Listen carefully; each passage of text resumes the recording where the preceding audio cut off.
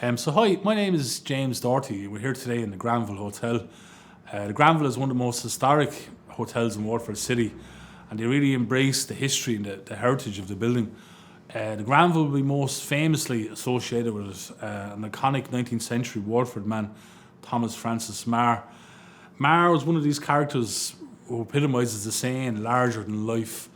So I suppose to jump back and explain a little bit about the life and the dramatic life of Thomas Francis Meagher. Thomas Francis Meagher was born in this building in 1823 to a very affluent, very influential Waterford merchant family.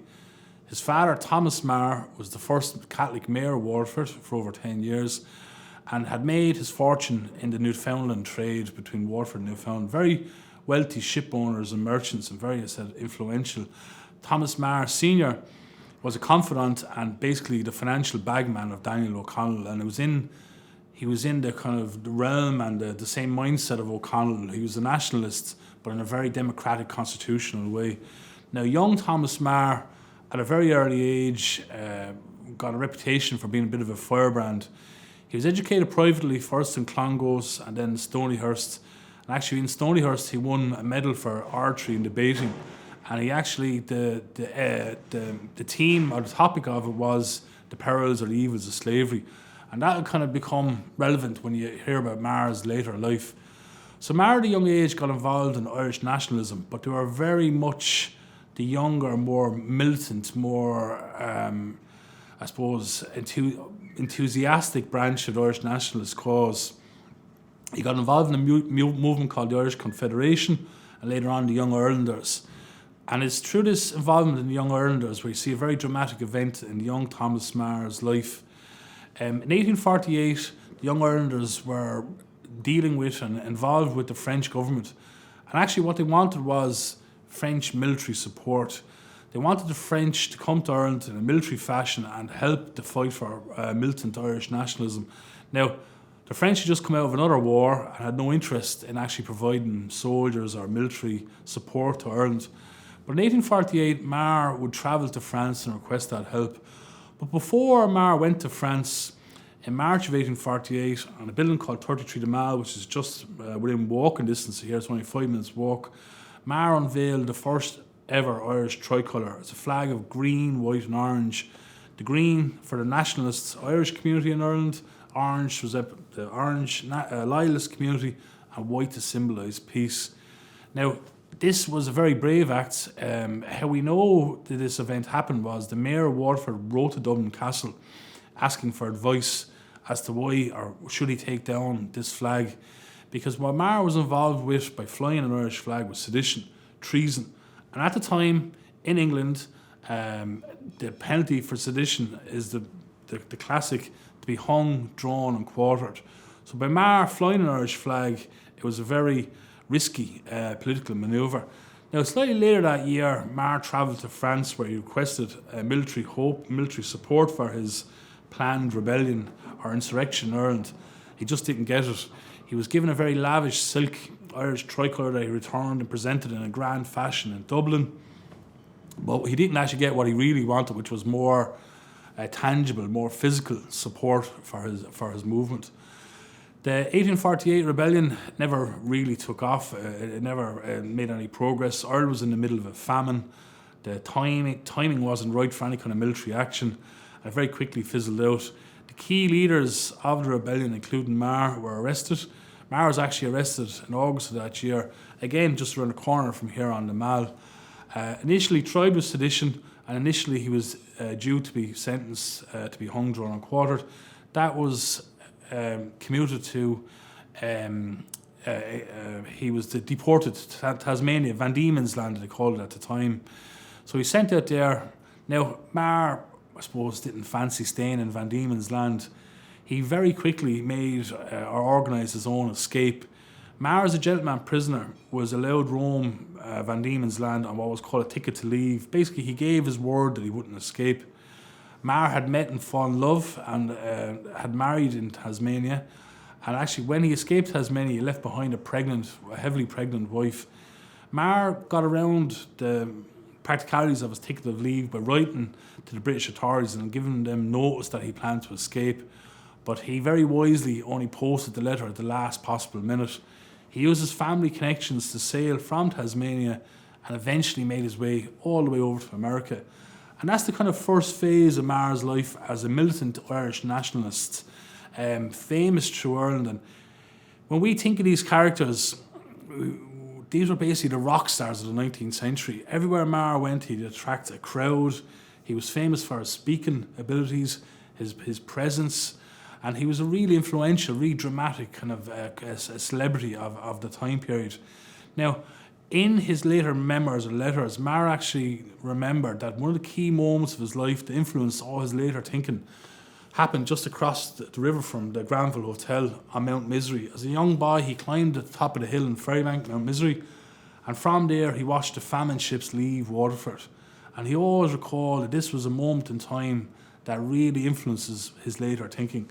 So Meagher arrived in America. He left behind a wife in Tasmania. Unfortunately, the child didn't survive.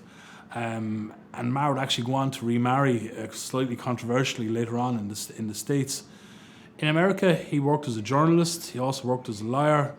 He was one of the first people to ever use the defence of guilty while insane, while after a jealous husband had killed a man in a rage. So Meagher was, as a lawyer, a solicitor, was the first man to use the defence of guilty while insane, while he defended a jealous husband who gunned down his mistress's or his wife's lover. So again, it showed a very keen intellectual mind. Now, while there, Meagher got involved in militant Irish nationalism in the States. He never was a member of the Fenian movement, but he was very influential in the Irish community. At the outbreak of the American Civil War, Meagher rose to the opportunity to encourage and to lead the huge Irish community in America, and he encouraged Irish people to join the Union or the Northern Forces. Interestingly, one of his compatriots in the 1848 rebellion, John Mitchell, sided with the Confederates, and the two of them had very different, very opposing views on slavery or the morals or the evils of slavery. Meagher was firmly against slavery. Meagher had a very colourful, very controversial military career. He got promoted very quickly. He was a member of the 69th Infantry Brigade in New York, and it's one of the big international ties we have today still to New York through Thomas Francis Meagher. And at the first battle they fought in, their commander was captured. So this led to a very quick promotion of Meagher to field promotion. Meagher led the Irish Brigade in several of the big, famous, bloody battles of the American Civil War, Antietam and Gettysburg.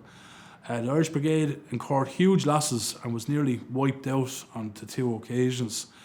But Meagher's role really in the American Civil War has to be looked at in the context of the time. There was a huge movement in America against new immigrants. It was the year of no dogs, no Irish, need apply, etc., no blacks. So there was a huge rift in American society against these new immigrants into the States. And really, by the Irish fighting in the American Civil War, Meagher showed that they wanted to be part of their new adopted country. Now, we know this was a huge influence in the American society through the words of President John F. Kennedy.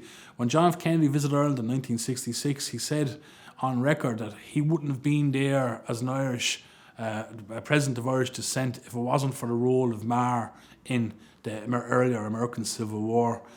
Now, towards the end of the American Civil War, of course, there was a huge amount of unemployed soldiers.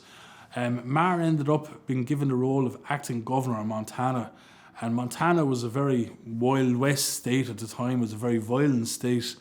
As in Montana, Meagher, I suppose, enlarged a long list of enemies he'd already accrued in his life. Now, Meagher eventually would go missing in 1867 in very contested, very disputed circumstances. He went missing off a riverboat on the Missouri River. More than likely, he was murdered. There is research into exactly what happened to him. It hasn't been published yet. But the evidence would say that he was murdered. When Meagher boarded that boat, he was unarmed, but he felt for his safety during the voyage, and he requested to borrow 2 pistols off the captain of the boat, which would obviously imply that there was some sort of physical threat towards him. Meagher went missing in 1867 and his body was never found. And if you think of the date, 1867, It would have been Meagher was just 54 when he died. And when you look at what he did, an Irish nationalist, an escape from deportation, a battlefield leader of the Irish and the American Civil War on the Union side, he fitted a huge amount into a very short lifespan. Meagher today in Waterford gives Waterford a lot of international connections. There's a huge interest in American society in Meagher's role in the American Civil War. Obviously, there's a huge interest in Canadian society because where Meagher and his family made their fortune was through the trade with Newfoundland. There's the Australian connection. And every year there's events to commemorate Meagher's role and the unveiling of the first Irish tricolour here in Waterford City. And with all these international cultural connections, it certainly helps bring people to the city over those few days every year. And we commemorate the unveiling of the first Irish tricolour here in Waterford City, which happened on the 7th of March 1848 by Thomas Francis Meagher.